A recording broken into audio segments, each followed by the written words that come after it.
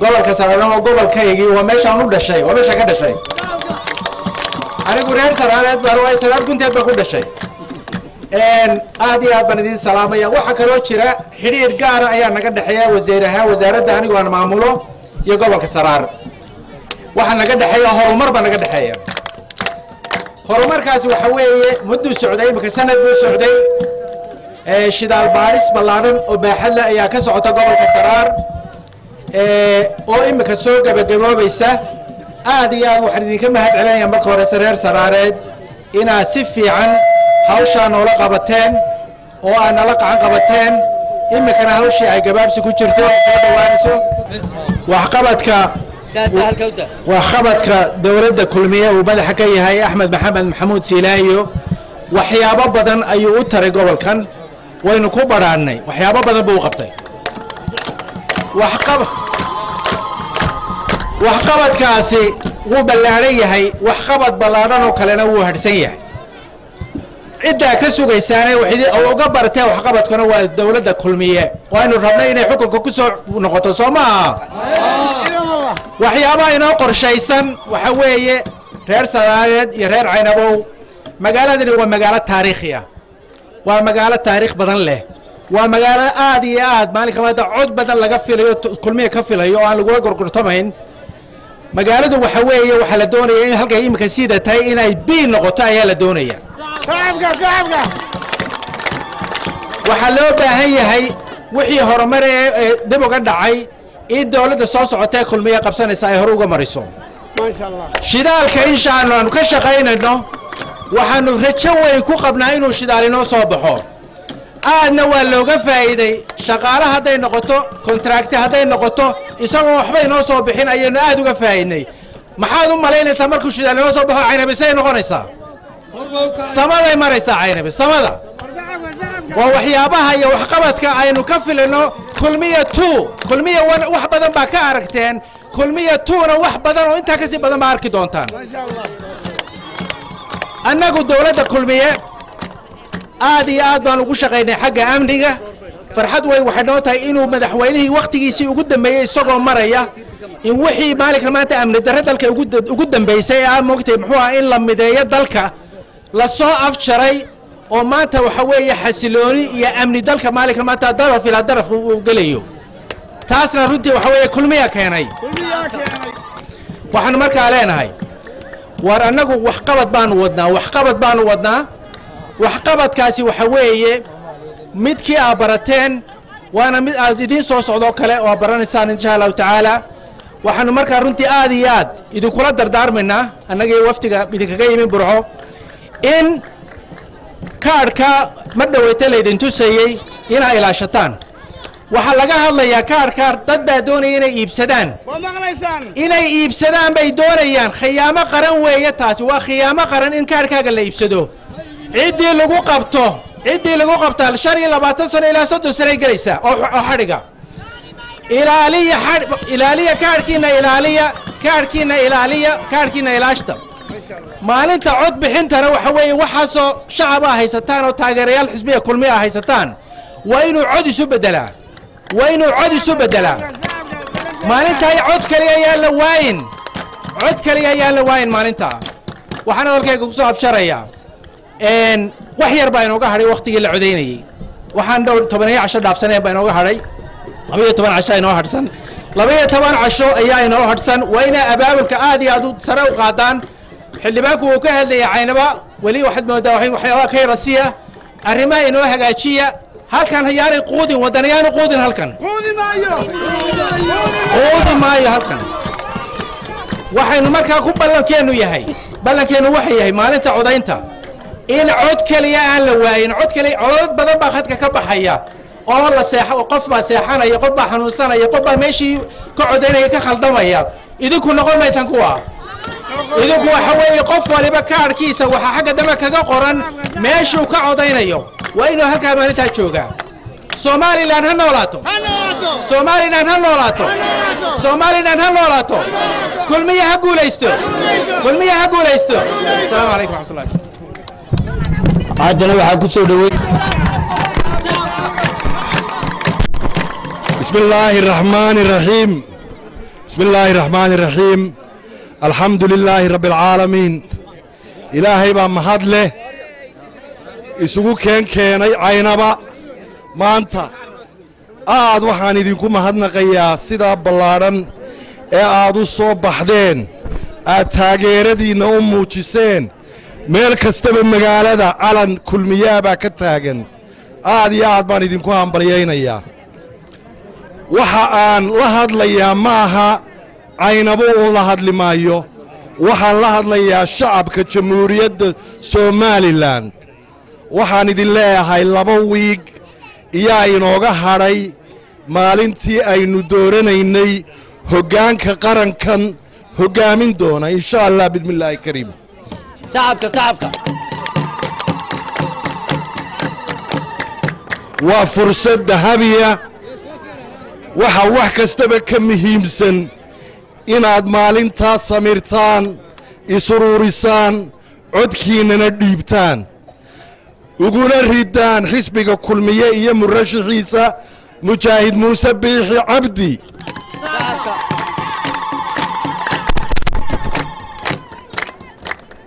waxaan doonayaa inaan dhowr qodob yara taabto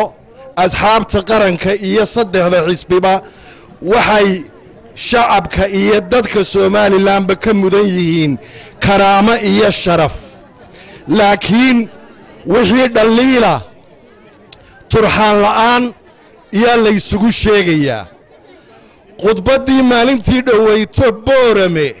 ee la baxday kala gooye shacbiga jamhuuriyadda Somaliland aad bay uga naxeen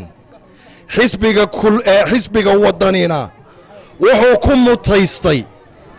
karaahiyo iyo cod uu ku waayo ku mutaystay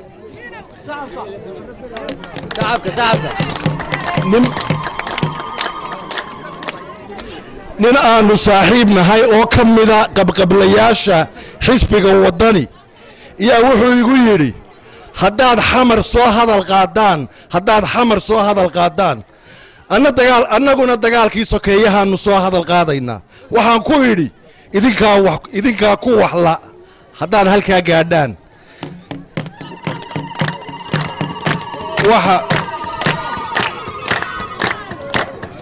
annagu xaqiiqada jirta waanu soo hadal qaadaynaa annagoo ka run sheegayna oo aan cidna been ku xujaynaynin waxaannu leenahay xidhiidh la taaban karo oo maragmadoona iyaa ka dhaxeeya xisbiga wadani iyo dawladda federaalka ee Soomaaliya xidhiidhkaasaa ka dhaxeeya waananu caddaynaynaa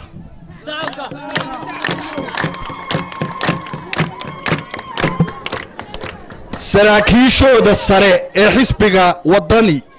ee hoggaanka haya waxaa ku jira rag sita baasaboor diblomaasiya oo dawladda federaalka ee Soomaaliya ay bixisay waa maxay baasaboorkaasi u yarakaadiya baasaboorkaasi waa maxay muxuu qabtaa muxuu gudaa muxuu gayaa haddii la isweydiiyo baasaboorka waxa qaadan kara qof xil sare u haya dowladda federaalka ee Soomaaliya qof xil sare u haya ama xil dahsoon ha ahaado ama mid muuqda ha ahaado qofkaasuun baa sidan kara baasaboorkaasi waxyaabo badan buu leeyahay xasaanad buu leeyahay iyo waxa la yiraahdo immunity hadduu sarkaalkaasi ku dhoofo oo berito Mareykan tago la baari maayo waxa loola dhaqmayaa si nin dowladda federaalka ee Soomaaliya u shaqeeya baasaboorkana wuu sitaa Hargeysa airportka madaarka Hargeysa lagu qabtay gobonimada dowladeena iyo waxyaabo badan oo aynu xeerinayno dhaqan ahaan iyo baan talaabo looga qaadin laakiin waa marag madoon ma siran karo ninaan u shaqaynin dowladda federaalki baasaboorkeedii mana isticmaali karo waa ka xiriirka aanu soo bandhigaynaa waxa kale aanu sheegaynaa xisbiga wadani waxay ka hadlaan cadaalad waxay ka hadlaan musuq waxa weeyaan waxa aad eegtaa cadaaladda iyo musuqay ka hadlaan xisbiga wadani nin hadaad kaba ka tolanayso kabihiisa la eegaa xisbiga wadani waxa weeyaan nimanka raggii la soo aasaasay Axmed Muumin Seed hadaad cadaalad iyo musuq ka hadlayso Axmed Muumin Seed raggii uu xisbigaasi ku tiirsanaa ee soo aasaasay buu ka mid ahaa sidii loo musuqay saacadii 11aad markay arrintii dhamaatay in kursigii laga hoos qaaday waad arkayseen waxaasaa cadaalad darro aan u aqaanaa waxaasaan musuq u aqaanaa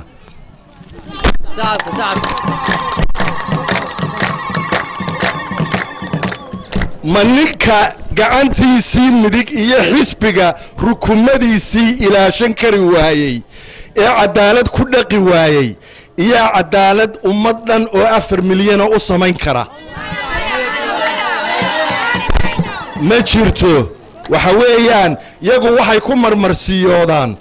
waa la afduubay xisbigii kulmiye oo Muuse loogu riday may dhicin iyaga soo ajiibi waayay oo shirkii golaha dhexe qaadacay waxay ku andacoodaan madaxweyne Siilaan yaa taageeray Muuse Biixi Cabdi haddaba taana qodob baan ka oranayaa waxaan ka oranayaa kow madaxweyne kastoo adduunka ka jira xaq buu u leeyahay inuu taageero murashaxa uu u arko in uu legacygiisii iyo dhaxalkiisii iyo horumarkiisii halkaa ka wadi karo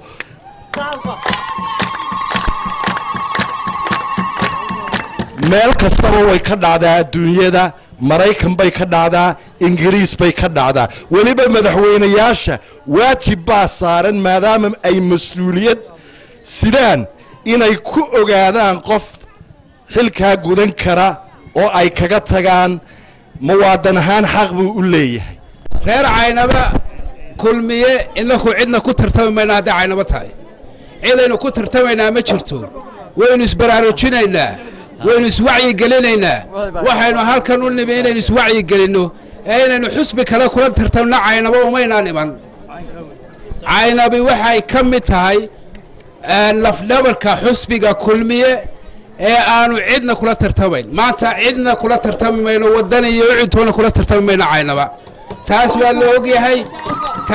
ogyahay wacyi gelinteenu maanta waxa weeye xusbeedii kale waxay ku tartamayaan qabyaalad qoqob iyo kala qaybin inayna inaku taa ku tartamin aanu iska ilaalino qabyaaladda iyo qoqobka iyo kala qaybinta ay maanta xusbiyadu ay nafta moodeen ay doonayaan ku tartamaan taasaynu iska wacyi gelinayna waqtiga yare gaaban ay noo hadhay magaalo kasta iyo meel kasta markaad marto calayaro casba ka lusho waan cidilo joogin marka waqtiga inoo hadhay waxaynu doonaynaa inaynu ku muujino maanta inaanaan cidna la tartamayn ee ay hadheen oo ay ku hadheen kaambeynkooda aanay maanta un bannaan baxayn iyo maalintii ay u lahaayeenba inay marba meelaha ku wareegayaan oo in yaroo qaada iyo in yaroo calamaana ku qaybinayaan ayaynu ognahay markaa reer caynabow gobolkan caynabi waxa uu ka mid yahay gobollada aynu sheegnay gobolka bari wuxuu uga mid yahay gabiilay oo kale reer gabiilay oo kale isku codnahay waa meelaha aan kulmiye aynaan cid kale wax uga siinaynin ama cid kale wax uga qaybinayn aad iyo aad baad u mahadsantihiin aynu iska ilaalino cunfiga qabyaaladda kala qaybinta iyo waxa iyagu ku tartamayaan